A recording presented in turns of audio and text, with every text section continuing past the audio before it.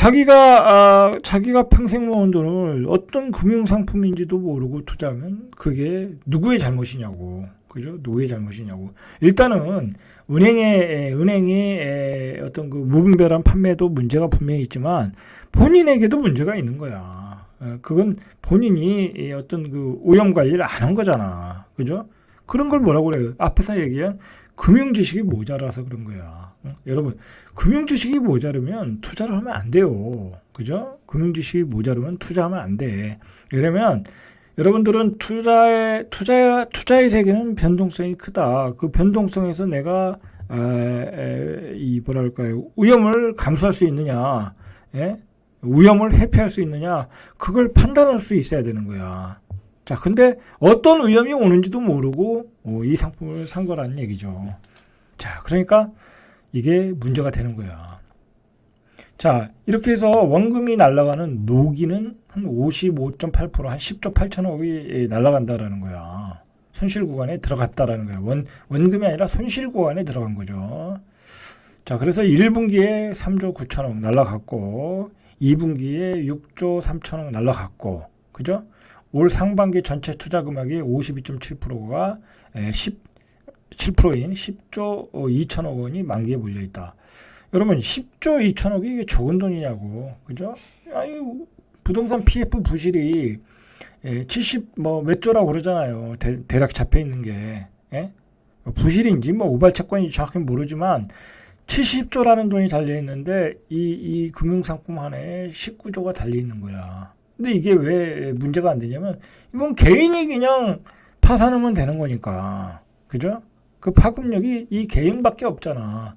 근데 부동산 PF는 그렇지 않거든. 자, 거기 때문에 거기서 차이가 날 뿐이지 적은 금액은 아니다 라는 거야. 자, 이 금융권, 그러니까 이걸 판매한 관계자는 나름대로 할 얘기가 있어요.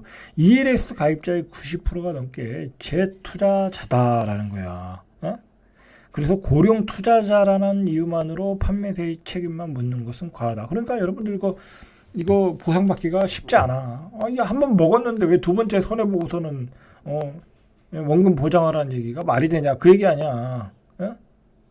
그러니까 이 부분도 분명히 손실을 감수할 수밖에 없는 부분이 있다라는 거야. 자, 실제 65세 이상 고령 투자자 수는 8만 6천 계좌 금액으로 5조 4천억에 달한다. 자, 이거 조그만 금융 지식 알면 이런 상품은 안 사요. 여러분들 금융 지식이 모자르면 이런 상품 절대 사시면 안 돼. 절대 사시면 안 된다. 자, 이런 게 다 파생 상품이야. 파생 상품. 그죠? 파생 상품. 여러분들 엄청나게 고도의 금융공학으로 이게 다 계획된 상품이야. 예를 들어서 우리나라만 19조지 다른 나라도 막 돈을 모았을 거 아니야. 그 홍콩에 있는 그 어떤 그 펀드 매니저가. 예? 그러면 예를 들어서 그런 상품을 그 돈을 이자가 더 이자를 많이 주는 건 누가 주고 있어요? 그걸 돈을 받은 사람이 이자를 더 줘야 되는데 이 사람 입장에서는 이 상품을 만든 사람 입장에서는 이자를 더 주기가 싫을 수 있잖아. 그리고 자기가 딱 계산해 보니까 홍콩 증시는 떨어질 것 같대. 그죠? 정신없이 떨어질 것 같아. 그러면 그 들어간 돈은 인마이 포켓 하는 거야. 그 상품을 기획한 그 회사가. 예? 그렇게 해서 당했을 가능성도 있어요. 제가 보기엔. 그죠? 걔들이라고 어디서 이자가 더 많은 이자가 어디서 솟아나겠어요? 그죠? 한마디로 당한 거다. 그렇게 보시면 돼요. 우리는 그걸 알죠. 자, 태영 얘기도 한번 해야죠. 태영 얘기가 또 중요해요. 자, 태영이 손을 들었다고 볼 수도 있는데 그렇지 않아요. 사정은 어떻게 보면 정부와 태영이 이 타협을 본 것 같아. 더 이상 태영은 정부 입장에서도 태영에서 받아낼 게 없어. 그죠? 받아낼 게 없고 정부 입장에서는 태영을 부도낼 수도 없어.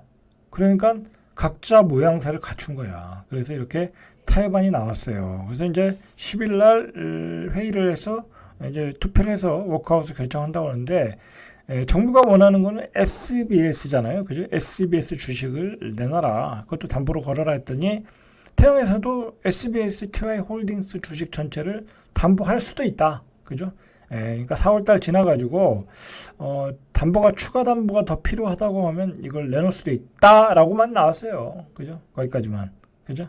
거기까지. 그러니까 뭐 어떻게 보면 태영의 입장으로 지금 마무리됐다라고 보셔야 되는 것 같아요.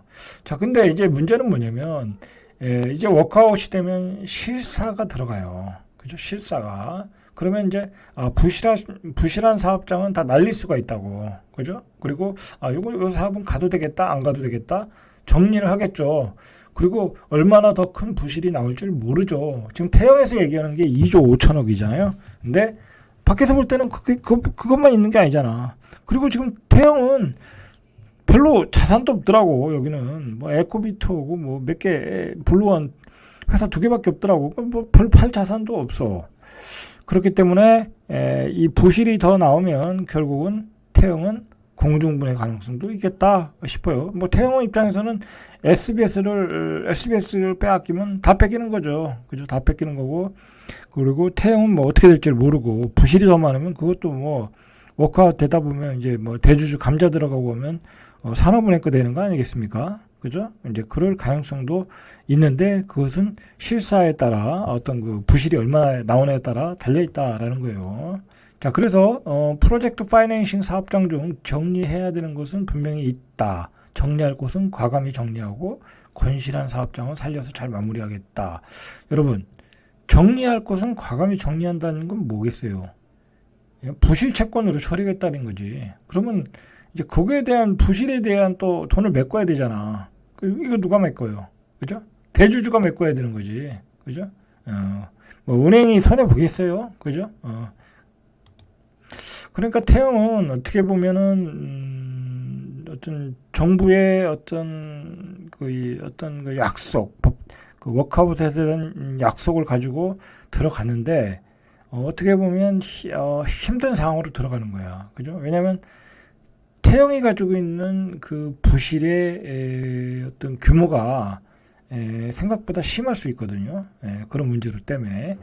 자, TY홀딩스와 SBS 지분을 담보로 제공한다는 의지 표현이 이번 그 워크아웃 신청의 핵심이다라고 보시면 돼. 이건 그 전까지는 안 하겠다 했잖아요.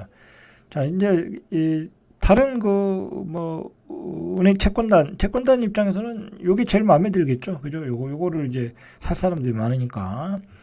자, 일단은 1,549억 지원과 이제 그 태영 인더스트리 판돈을 다 지원하고 에코비트 매각. 이것도 이제 매각을 할 거예요. 뭐 얘기가 됐다고 하더라고요. KKR하고 비싼 가격에. 그러면 매각하면 매각하면 그 돈이 다 어디로 가겠냐고. 태영의 부실을 메꾸러 들어가니까 이것도 날아가는 거고. 그죠? 태영 인더스트리 날아갔고 이제 블루원도 날아가는 거고. 태영은 지금 마지막 남는 거는 결국은 SBS하고 태영 건설밖에 없다고. 근데 태영 건설이 부실이 많아지면 그것도 이제 대주주 감자 들어가면 태영의 대주주 지위를 잃겠죠. 아니 부실이 많은데 채권단 입장에서는 돈을 메꿔야 되는데 그러면 그 지분을 가져가겠죠. 그러면 산업은행이 대주주가 되고 태영은 소액 주주가 이제 대주주의 지위를 잃겠죠. 그죠? 그렇게 되면 SBS밖에 안 남는 거야. 태영 입장에서는. 근데 만약에 태영이 더 부실이 많다 그러면 SBS도 내놔라. 그렇게 될 수 있죠. 그죠? 제가 생각하기에는 윤석열 정부가 그렇게 호락호락한 정부가 아니잖아요. 그죠? 그리고 대기업들 그냥 윤석열 대통령이 옛날에 중수부에 있었잖아요. 그런 중수부라는 게 뭐예요? 그 대기업들 비리들 캐는 데 아니에요. 그러니까 결국은 태영건설이 제가 보기에는 힘든 상황, 그죠? 그룹 해체로 가지 않을까? 저는 그렇게 생각을 해요. 그죠? 생각보다. 그리고 얼뜻 PF 사업장을 보니까 별로 사업성이 없는 데가 사업성이 있는 곳이 별로 없어. 자, 여러 가지 사정에 의해서 유동성 문제가 해결되지 않는다면 SBS와 TI홀딩스를 주식 담보로 내놓겠다. 이거 내놓으면 뺏기는 거지. 그죠? 자, 2조 5천억 중 워크아웃이 개시된다고 하면 협의체를 통해서 수분양자 보호를 위해 분양이 어느 정도 된 프로젝트는 계속 진행이 되고 대주단 결정할 사항이지만 아직 착공되지 않은 상황 중에는 인허가가 아직 안 됐다든지 토지 매입 과정에 있는 사업은 양도하거나 대주주단에서 채권단에서 사업을 엑시트하는 방안이 강구될 거다. 이게 뭐예요? 이제 옥석을 가려서 하겠다. 그러면서 부실이 나오면 부실 처리하고 담보로 받겠다. 뭐 그런 얘기 아니겠어요?